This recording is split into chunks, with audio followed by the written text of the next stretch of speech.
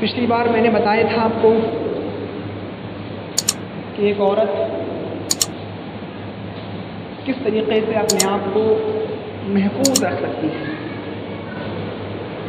اور آج کے اس دور میں، آج کے اس حکومت کے زمانے میں مجھے نہیں لگتا ہے کہ جتنا خوف اور جتنا ڈر ایک لڑکی کو اس حکومت کے زمانے میں ہے، شاید کہ اس سے پہلے کبھی ہوا ہو۔ لیکن قرآن کریم نے ان تمام چیزوں سے ہمیں پہلے ہی آگاہ کر دیا تھا۔ اگر کوئی چاہتا ہے کہ ہماری بیٹی کی، ہماری بہن کی عزت و آبرو سلامت رہے، اگر کوئی چاہتا ہے ہمارے گھر کی عورتوں کو کوئی بھی چھیڑ کر نہ جا سکے، تو ہمیں قرآن کریم کی ان تمام فرامین پر عمل کرنا ہوگا، اس کو سمجھنا ہوگا۔ ہم نے اصل میں کچھ غلطی ہماری بھی ہے۔ آج کل جو یہ سننے میں آتا ہے کہ فلاں جگہ اس کے ساتھ یہ ہو گیا، اس کو مار دیا گیا اور یہ کر دیا گیا، اس میں کچھ غلطیاں ہماری بھی ہیں۔ ہم نے قرآن کریم کو بالکل بالائے طاق رکھ دیا ہے، اس کے فرامین کو، اس کے احکاموں کو اپنے پیروں سے روند دیا ہے۔ میں نے آپ کو یہ بھی بتایا تھا پچھلی بار کہ قرآن کریم نے جو بتایا ہے احتیاطی تدابیر، اس میں یہ بھی تھا کہ جب تم اپنے گھروں سے نکلو کسی ضرورت کے ساتھ، تو اپنے اپنے اوپر لمبی لمبی چادروں کو ڈال لیا کرو، اپنے اپنے سینوں پر لمبی چادروں کو ڈال لیا کرو، تاکہ تم پہچان لی جاؤ، ذالک ادنیٰ ان یعرفن، تاکہ تمہاری شناخت ہو سکے کہ یہ مومنہ عورتیں جا رہی ہیں، یہ نیک عورتیں جا رہی ہیں، یہ آوارہ اور بدچلن اور سڑکوں پر اپنے چہرے کی نمائش کرتی ہوئی طوائفیں نہیں ہیں۔ سننا پڑے گا آپ کو سخت جملوں کو، کیونکہ جتنا ریکارڈ خراب ان عورتوں نے کیا ہے معاشرے کا، کسی اور نے نہیں کیا۔ سننا پڑے گا۔ اور آگے کیا کہا؟ فلا یوزین، اور تم ستائی نہ جاؤ، کیونکہ جب ایک عورت اپنے اوپر لمبی چادر کو ڈال لے گی، اس کے جسم کا ایک بھی حصہ نظر نہیں آئے گا، تو قرآن کریم نے اس کا فائدہ کیا بتایا؟ فلا یوزین، تم ستائی نہیں جاؤ گی، چھیڑی نہیں جاؤ گی، تم اپنے آپ کو ایک محفوظ لڑکی سمجھ سکتی ہو۔ ہمیں ان تمام چیزوں پر بھی غور کرنا ہے۔ قرآن کریم نے عورتوں کی عزت و آبرو کو محفوظ رکھتے ہوئے ایک اور قرآن میں آیت نازل فرما دی، جب تمہارے گھر پر کوئی اجنبی آدمی آئے اور تمہارے گھر میں تمہارے باپ نہ ہو، تمہارا بھائی نہ ہو، تمہارا بیٹا نہ ہو، تمہارا شوہر نہ ہو، اور کوئی تمہارے دروازے پر کھڑا ہوا آدمی اجنبی ہو، تو قرآن کریم کہتا ہے کہ تم اس کے پاس جاؤ، لیکن تمہیں دروازہ کھولنے کی پرمیشن نہیں ہے۔ دروازے کی آڑ سے بات کرو، اور بات کرنے کے انداز کو بتا دیا، تمہارا بات کرنے کا طریقہ کیسا ہونا چاہیے، تمہارے بات کرنے کا انداز کیسا ہونا چاہیے۔ وَقُلْنَا قَوْلًا مَّعْرُوفًا، تمہارے بات کرنے کا انداز بالکل معروف ہونا چاہیے، نرمی نہ ہو اس کے اندر، تمہارے بات کرنے کے انداز میں نرم لہجہ نہ ہو تمہارا، یہ نہیں ہو کہاں سے آئے ہو، چلیے پانی پی لیجئے، آئیے اندر۔ اس کا نقصان کیا بتایا قرآن کریم نے؟ فی قلبہ مرض، جس کے دل کے اندر عشق کی بیماری ہوگی، عشق کا مریض جو ہوگا، وہ تمہارے اس نرم لہجے سے اپنے دماغ کے اندر، اپنے دل کے اندر تمہارے بارے میں خیالات پیدا کرنے لگے گا۔ کیا کہے گا؟ بڑے اچھے طریقے سے بات کر رہی تھی مجھ سے، بہت میٹھی آواز تھی، تو تیسرا خیال کیا آئے گا؟ مجھے لائن دے رہی تھی۔ یہ وہ جذبات ہیں جو تمہارے دلوں کے ہیں، میں تو ترجمانی کر رہا ہوں، صرف یہاں پر صرف ترجمانی کر رہا ہوں۔ قرآن کریم نقصان اس کا بتا دیا، سختی بھی نہ ہو زیادہ بات کرنے کے انداز میں، آپ کے بدتمیزی نہیں، کیوں آیا یہاں پر، چل یہاں سے. ابو نہیں ہے میرے بار بار پوچھا. بدتمیزی نہ ہو اور نرمی بھی نہ ہو, بیچ کا انداز آپ کا بات کرنے کا ہو. جی کہیے کس سے ملنا ہے؟ ابو سے ملنا ہے, ابھی گھر پر نہیں ہے, کب آئیں گے؟ شام کو معلوم کر لیجیے گا. یہ انداز آپ کا ہو, نرمی نہ ہو تاکہ اس کے دل کے اندر بیماری پیدا ہو جائے, سختی نہ ہو تاکہ بدتمیزی نہ ہو, بالکل معروف انداز آپ کا بات کرنے کا ہو. ایک اور حدیث آپ کے سامنے رکھتا ہوں. اللہ کے نبی نے فرمایا المرأۃ اذا استعطرت فمرت بالمجلس فہی کذا وکذا وکذا آنی الزانیۃ والزانیۃ والزانیۃ. رواه ابو داؤد. اس حدیث کو ابو داؤد نے نقل کیا ہے. اللہ کے نبی فرماتے ہیں جب عورت خوشبو لگا لے, یعنی خوشبودار کوئی بھی چیز استعمال کر لے, فمرت بالمجلس, پھر وہ نوجوانوں کے سامنے سے نکل جائے, نوجوانوں کی محفلوں سے گزر جائے, فہی کذا وکذا وکذا, وہ ایسی ہے وہ ایسی ہے وہ ایسی ہے. حدیث پر غور کرو, 3 مرتبہ میرے نبی. اگر ایک بار ہی کہہ دیتے تب بھی ہمارے لیے کافی ہوتا ایمان لانا, لیکن جو بات 3 مرتبہ کہیں اس کی اہمیت کا اندازہ لگاؤ. یعنی اے مسلمانوں, میں 3 مرتبہ اس لیے کہہ رہا ہوں کہ وہ ایسی ہے وہ ایسی ہے وہ ایسی ہے. میں 3 مرتبہ اس لیے کہہ رہا ہوں تاکہ تم اس عورت کے ویسی ہونے میں شک نہ کرو. اگر تم نے اس عورت کے ویسی ہونے میں شک کیا تو محمد رسول اللہ تمہارے ایمان کے داخلے کو درست نہیں مانے گا, تمہارا ایمان کا دخول درست نہ ہوگا, تمہارا اسلام مشکوک ہوگا. ایک صحابی اٹھے, کہنے لگے اللہ کے رسول ایسی ایسی تو کہہ دیا, یعنی کیسی ہے اس کی تشریح بھی کر دیجئے, ورنہ آپ کے اس دنیا سے جانے کے بعد جو لوگ بعد میں آئیں گے وہ اس ایسی کے جملے میں تعبیر کر سکتے ہیں. کوئی کہے گا اس لیے کہا تھا, کوئی کہے گا مجبوری میں کہا تھا. اے اللہ کی نبی کیسی ہے اس کی تشریح بھی کر دیجئے. آپ کھڑے ہوئے اور آپ نے فرمایا ہاں ہاں میں تشریح کرتا ہوں, اور آپ نے آنے کا لفظ فرمایا آنی, یعنی میرے کہنے کا مطلب یہ ہے, میری مراد یہ ہے کہ الزانیۃ والزانیۃ والزانیۃ, یعنی کہ وہ زانیہ ہے وہ زانیہ ہے وہ زانیہ ہے, یعنی کہ وہ فاحشہ ہے وہ فاحشہ ہے وہ فاحشہ ہے. سن لو میرے بھائیوں, صاف صاف کیوں نہ کہہ دوں, یعنی کہ وہ طوائف ہے وہ طوائف ہے وہ طوائف ہے. وہ اپنے جسم کو بیچنے والی ہے, اپنے جسم کا سودا کر رہی ہے. آج کل کی عورتیں پیسہ لیتی ہیں اور جسم اپنا فروش کر دیتی ہیں. کم سے کم غنیمت ہے, پیسے لے جسم بیچا. لیکن یہ مسلمانوں کی مسلمان لڑکیاں جب بے پردگی کے ساتھ نکلے تو سمجھ لینے انہوں نے اسلام کو بیچ دیا, اور اسلام کو بیچ کر جو اپنے آپ کو باہر نکالے, اسلام کو ختم کر کے اپنے آپ کو بے پردہ باہر گھمائے, اس سے بڑی طوائف زانیہ اور بچلن اور کون ہو سکتی ہے؟ اس سے بڑی طوائف اور کون ہوگی جس نے اسلام کو بیچ دیا اور اپنے آپ کو باہر نکال دیا. صرف گزرنے والی کے بارے میں آپ نے کہا, صرف گزر جائے, یہ نہیں کہا کہ بات کرے, یہ نہیں کہا کہ سلام کر لے. لڑکے بیٹھے ہیں چائے کے ہوٹل پر, یہاں بھی لڑکے یہاں بھی لڑکے, اور عورت ان کے بیچ میں سے گزر جائے, نہ لڑکا دیکھے نہ لڑکی دیکھے, نہ سلام کرے نہ بات کرے, کچھ نہ کرے, پھر بھی کون ہے؟ زانیہ, بدچلن. جب گزرنے والی بدچلن ہے تو کالجز میں لڑکوں کے ساتھ بیٹھ کر پڑھنے والی, 4 اور 5 گھنٹہ ان سے گفتگو کرنے والی, ان سے ہوم ورک لینے والی, ہوم ورک دینے والی, ان کے ساتھ موبائلوں پر ناجائز تعلقات قائم کرنے والی, رات بھر بات کرنے والی کون ہوئی؟ اس کا فیصلہ آپ ہی لوگ کریے. اس کو سامنے رکھ کر کہ جب گزرنے والی ایسی ہے تو بیٹھ کر پڑھنے والی کون ہو؟ تو کیا اپنے بچوں کو پڑھائی نہیں, منع نہیں کر رہا ہوں, گرلس کالج ڈھونڈیے یا پھر دینی مدارس تلاش کریے, کیونکہ آپ کی بیٹی کو آگے چل کر ماں بننا ہے کسی بچے کی. اور کسی نے کہا ہے کہ ماں کی گود بچے کا پہلا مدرسہ ہوتی ہے. جو بچہ اپنی ماں کی گود سے اچھی تعلیم لے کر نکل جاتا ہے وہ زندگی میں کامیاب ہوتا ہے, کامران ہوتا ہے, اور جو بچہ اپنی ماں کی گود سے اچھی تعلیم لے کر نہیں نکل پاتا وہ زندگی میں کبھی کامیاب و کامران نہیں ہو سکتا ہے, نہیں ہو سکتا. بتایا تو میں نے پہلے بتا چکا ہوں دیوس کسے کہا گیا ہے. دیوس کا ترجمہ بھی میں نے کیا تھا, جو اپنی ماں, اپنی بہن, اپنی بیٹی اور اپنی بیوی کو بے پردہ گھومتا ہوا دیکھے اور منع نہ کرے ان کی بے پردگی پر، خاموشی اختیار کر لے، اس کو کہتے ہیں دیوس۔ دیوس کا معنی جانتے ہیں کیا ہوتا ہے؟ بھڑوا۔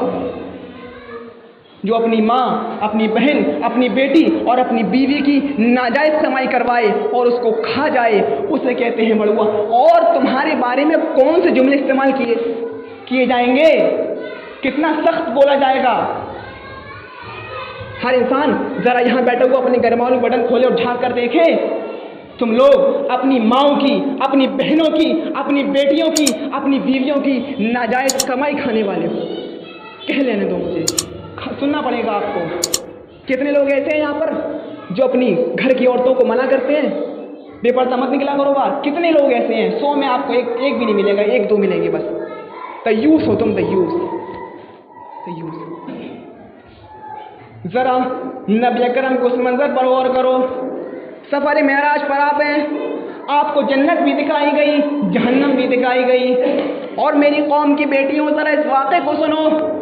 جب آپ کو جہنم کے عذاب دکھائے گئے، آپ نے جہنم کے عذاب میں ایک عذاب ایسا بھی دیکھا کہ کچھ عورتیں ہیں جن کو برہنہ کر دیا گیا ہے، بالکل ننگا، اور ان کے بالوں کو پیڑ سے لٹکا دیا گیا ہے، بالوں کے بل لٹکی ہوئی ہیں، اور ایک فرشتہ آتا ہے جس کے ہاتھ میں نوکدار نیزہ ہوتا ہے، نوکدار کھنجر ہوتا ہے، وہ اس نیزے کو ان عورتوں کے دونوں سینوں میں داخل کر دیتا ہے، نیچے سے لے کے اوپر، نیچے سے گھساتا ہے، اوپر سے نکال دیتا ہے۔ وہ چیختی ہے۔ آپ نے پوچھا جبریل سے، اے جبریل، یہ کون عورتیں ہیں جن کو یہ عذاب دیا جا رہا ہے؟ جبریل نے کہا، اللہ کی نبی، یہ وہ عورتیں ہیں جو دنیا کے اندر اپنے بالوں کو غیر مرد چھپایا نہ کرتی تھی، اپنے بالوں کو کھول کر چلا کرتی تھی، اور یہ وہ لڑکیاں ہیں جو اتنے تنگ، اتنے چست کپڑے پہنا کرتی تھی، یہ کپڑا پہننے کے باوجود بھی ان کے جسموں کا نشے و فراز بناوٹ نظر آتی تھی۔ آج ان کو وہ دی جا رہی ہے۔ میری پیاری بہنوں، ذرا اس واقعے سے عبرت حاصل کر لو۔ اتنا سخت اس لیے بولا گیا ہے، اتنے سخت جملے اس لیے استعمال کیے گئے ہیں تاکہ تم ڈر جاؤ، تم خوف پیدا کر لو اپنے اندر، اور کسی بھی وحشی درندے کا شکار نہ بنو، تمہاری عزت و آبرو محفوظ رہ سکے، اس لیے اتنا سخت اور خطرناک جملے اللہ کے نبی نے استعمال کیے ہیں۔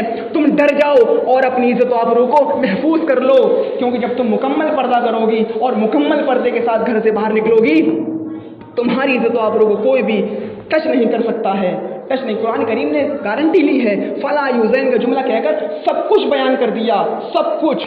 تم ستائی نہیں جاؤ گی اگر تم مکمل پردے سے نکلو گی، مکمل۔ آئیے میں آپ کو ایک داستان سناتا ہوں۔ یہ داستان ایک قابل احترام عورت کی ہے، یہ داستان بہت شریف عورت کی ہے۔ اسلامی تاریخ میں بھی عورتوں نے بڑے بڑے اہم رول ادا کیے ہیں۔ شاید تم اس واقعے کو سننے کے بعد پچراہے پر جا کر بے پردگی کے ساتھ مارکیٹنگ نہ کرو، شاید تم اس واقعے کو سننے کے بعد تکونیا پر جا کر مارکیٹنگ نہ کرو، شاید تم اس داستان کو سننے کے بعد چوڑی والی کی دکان پر جا کر اپنے آپ کو اس کے ہاتھ میں دے کر چوڑیاں نہ پہنو۔ سنو غور سے، یہ عورت تھی، بڑی حسین و جمیل تھی، اللہ تعالیٰ نے اس کو بہت اچھا چہرہ عطا فرمایا تھا، اس کے گلابی ہونٹ تھے، بڑا اچھا حسن تھا اس کا۔ اچانک اس کی داڑھ میں درد شروع ہوا، داڑھ نکلوا دی، لیکن ایک دن ایسا ہوا کہ اس کے درد نے شدت اختیار کر لی اور اس کا درد گلے پر پہنچ گیا، اس کا درد سر تک بھی پہنچ گیا، اس کے درد چہرے پر بھی آ گیا اور سوجن بھی آ گئی، چہرہ بالکل سوج گیا، اتنا زیادہ سوج گیا کہ اس کا چہرہ بالکل پھٹنے کے قریب پہنچ گیا۔ آنکھیں بند ہو گئی، اوپر کی پلکیں نیچے کی پلکوں سے آ کر مل گئی، بالکل سوج گئی۔ ڈاکٹروں کے پاس گئی، سرجنوں کے پاس جاتی ہے، انہوں نے اپنی بے بسی کا اظہار کر دیا، میرے پاس اس کا علاج نہیں ہے، تمہاری کون سی بیماری میں سمجھ میں نہیں آتی ہے، یہ پریشان ہے۔ خود بیان کرتی ہے، نہ دن کو آرام ملتا تھا، نہ رات کو سکون ملتا تھا، نہ میں کچھ کھا سکتی تھی، نہ کچھ پی سکتی تھی، میری زندگی بالکل خراب ہو چکی تھی، میرے درد میں ایک لمحے کی بھی کمی نہیں ہوتی تھی، لیکن اچانک ایک دن درد میں آرام ملا۔ میں نے سوچا اللہ یہ تیری ہی ذات ہے جو بیمار بھی کرتی ہے، شفا بھی دیتی ہے، درد میں میری راحت ملی۔ پھر اچانک ایک دن ایسا ہوا، میری درد کی لہر پھر اٹھی، درد پھر شروع ہو گیا اور میں چلا اٹھی، الہ العالمین میں نے ایسا کون سا گناہ کیا ہے جس کی پاداش تو یہ عذاب مجھے دے رہا ہے؟ الہ العالمین میں تو 5 وقتہ نمازن ہوں، میں تو بیت اللہ کا حج کر کے آئی ہوں، پھر مجھے یہ عذاب کیوں دیا جا رہا ہے؟ پھر کہتی ہے میں رکی اور میرے ذہن میں نہ جانے کون سی بات آئی، میں نے سوچا میں اس عذاب کی مستحق ہی ہوں، میں اس عذاب کی مستحق ہوں، کیونکہ اللہ تعالیٰ نے مجھے اتنا حسین چہرہ دیا تھا، گلابی جیسے ہونٹ دیے تھے، لیکن میں نے کبھی اس کی اس نعمت کا شکریہ ادا نہیں کیا، نافرمانی کیا کرتی تھی، بہت زیادہ نافرمانی کیا کرتی تھی، زیب و زینت کے ساتھ لپسٹک لگا کر میک اپ کر کے اپنے گھروں سے باہر نکلا کرتی تھی، میں نے کبھی دین کے کام کرنے والوں کی تبلیغ میں ان کا ساتھ نہیں دیا، میں بہت بچلن ہو چکی تھی، میں بے پردگی کے ساتھ گھر سے باہر نکلا کرتی تھی، اللہ تعالیٰ نے میرے اوپر بخار کا اور ورم کا عذاب مسلط کر کے مجھے چہرہ ڈھکنے پر مجبور کر دیا۔ پھر اچانک اس کے درد میں اور آرام ملا، پھر سوچنے لگی اللہ میں واقعی اس عذاب کی مستحق تھی، لیکن اب میں توبہ کرتی ہوں، سچی توبہ تجھ سے کرتی ہوں، اب میں کبھی بے پردگی کے ساتھ اپنے گھر سے باہر نہیں نکلوں گی، کبھی بے حیا ہو کر اپنے گھر سے باہر نہیں نکلوں گی۔ اور اس عورت نے اپنا وضو کو اپنا زیور بنا لیا، نماز کو اپنا زیور بنا لیا، اور جب اس نے ساری داستان اپنی محلے کے عورتوں کو سنائی تو وہ کہتی ہیں اس سے تم سے زیادہ عورتیں بے پردہ گھومتی ہیں، تم سے زیادہ عورتیں فیشن کرتی ہیں، تم تو پھر بھی کم کیا کرتی تھی۔ کہنے لگی یہ اللہ تعالیٰ کا خصوصی کرم ہے میرے اوپر کہ اس نے مجھے آخرت کے بڑے عذاب سے بچا لیا اور دنیا میں عذاب دے کر مجھے دنیا میں ہی متقی بنا دیا، پرہیزگار بنا دیا۔ میں شکر ادا کرتی ہوں اس کا کہ اس نے مجھے اس عذاب میں ڈال کر اسلامی سبق حاصل کرا دیا۔ اور یہیں تک بس نہیں ہوا، اس عورت کی پاک دامنی اور اس کا اثر اس کی بہنوں پر بھی ہوا، اس کی سہیلیوں پر بھی ہوا، اس کی بیٹیوں پر بھی ہوا۔ ظاہر بات ہے جب آپ کے گھر میں کوئی نیک ہوگا اس کا اثر سارے گھر والوں پر پڑتا ہے، اور اگر کوئی برا ہوگا، بد کردار ہوگا، اس کا اثر سب پر پڑے گا، آپ کے سب کو خراب کر سکتا ہے وہ۔ ویسے ہی اس عورت کی سدھرنے کا اثر اس کے سارے گھر والوں پر پڑا اور سب سدھر گئے۔ اور جانتے ہو کون تھی یہ؟ معروف عرب کی ایک ادیبہ جس کا نام تھا، اور پھر اس نے کتاب لکھی جس کتاب کے ذریعے اللہ تعالیٰ نے ہزاروں مسلم لڑکیوں کو پردہ ہونے کی توفیق عطا فرما دی، اس کی ایک عورت کی کتاب کی وجہ سے۔ تو میری بہنوں اپنے عزت کو تم پہچان لو، اپنے مقام کو پہچان لو، اپنے مرتبے کو جانتی ہو ایک عورت کا مقام اسلام کے اندر کیا ہے؟ کیا ہے؟ تم ایک ڈائمنڈ کی طرح ہو، ایک ڈائمنڈ کی طرح ہو۔ آپ اگر بازار جائیں گے، آپ کو اگر کوئی سامان خریدنا ہے پلاسٹک کا، اس کی دکان پر آپ جائیں گے، بالٹی خریدنی ہے، مگ خریدنا ہے، تو وہ سامان آپ کو باہر لٹکا ہوا دکھائی دے گا، بالٹی، مگ اور جو آپ کو خریدنا ہے۔ مطلب کیا ہے؟ یہ سامان دکان پر لٹکا ہوا ہے، میری اندر مل جائے گا، آپ آ سکتے ہو، لے سکتے ہو۔ لیکن ڈائمنڈ بیچنے والا، سونا بیچنے والا کبھی اپنے ڈائمنڈ کو لٹکاتا نہیں ہے، کبھی اس کی نمائش نہیں کرتا ہے۔ وہ جانتا ہے اگر لٹکا دیا میں نے اس کو، کوئی بھی چور و چکا آ سکتا ہے، اس کو چرا کر بھاگ سکتا ہے۔ آپ اس کی دکان پر جب جائیں گے، الماری کھولے گا، تجوری کھولے گا، اس کے اندر بھی الماری کھولے گا، پھر ایک باکس میں سے وہ ڈائمنڈ نکال کر آپ کو دے گا۔ کیوں؟ جانتا ہے وہ اگر میں نے اس کو لٹکا دیا اب یہ محفوظ نہیں ہے۔ عورت ایک ڈائمنڈ کی طرح قیمتی چیز ہے، جب تک وہ پردے میں رہے گی، جب تک وہ اپنے اوپر چادروں کو لباس ڈھیلا پہنے رہے گی، محفوظ رہے گی۔ جیسے ہی اس کے کپڑے اترے، لباس اترا، بے پردہ ہوئی، اس کی عزت تو آپ کو محفوظ نہیں ہے۔ کوئی بھی وحشی درندہ، کوئی بھی اوباش لڑکا تمہاری عزت آبرو کے ساتھ کھلواڑ کر سکتا ہے اور تمہیں تار تار کر سکتا ہے۔ ایک جملہ سخت بہت ہے لیکن حقیقت ہے، غلط نہیں ہے یہ۔ تم خود اپنی عزتوں کی لٹوانے کی ذمہ دار ہو، تم خود ہو۔ حقیقت تو یہ ہے، تم نے اسلام کو سمجھا ہی نہیں ہے کیا ہے۔ ایک اور اللہ کے نبی کے پاس آئی اور کہا اللہ کے رسول میں مسجد جاتی ہوں نماز پڑھنے کے لیے۔ آپ نے کہا جا سکتی ہو۔ کہا میں چادر ہوتی ہوں ڈھیلی ہوتی ہے بہت۔ آپ نے کہا بھی خاتون چادر ایسی ہی ہونا چاہیے۔ اس نے کہا اللہ کے رسول چادر اتنی لمبی ہوتی ہے، اتنی لمبی ہوتی ہے کہ زمین کی مٹی کو رگڑتی ہوئی جاتی ہے۔ آپ نے کہا اچھی بات ہے، ایسی ہی ہونا چاہیے۔ پھر اس نے کہا اللہ کے رسول سامنے گندگی پڑی ہوتی ہے، پیشاب و پیخانہ پڑا ہوتا ہے، میں کیا کروں؟ آپ نے کہا خاتون تو دائیں سے نکل جا، بائیں سے نکل جا۔ کہنے لگی دائیں مرد ہوتے ہیں، بائیں بھی مرد ہوتے ہیں، میں کیا کروں؟ آپ نے کہا تو اس لیٹرین کے اوپر سے نکل جا۔ اس نے کہا کیوں؟ اگر میں اس کو چادر کو اٹھا لوں اوپر تو؟ کہا نہیں، تو اس لیٹرین کے اوپر سے نکل جا۔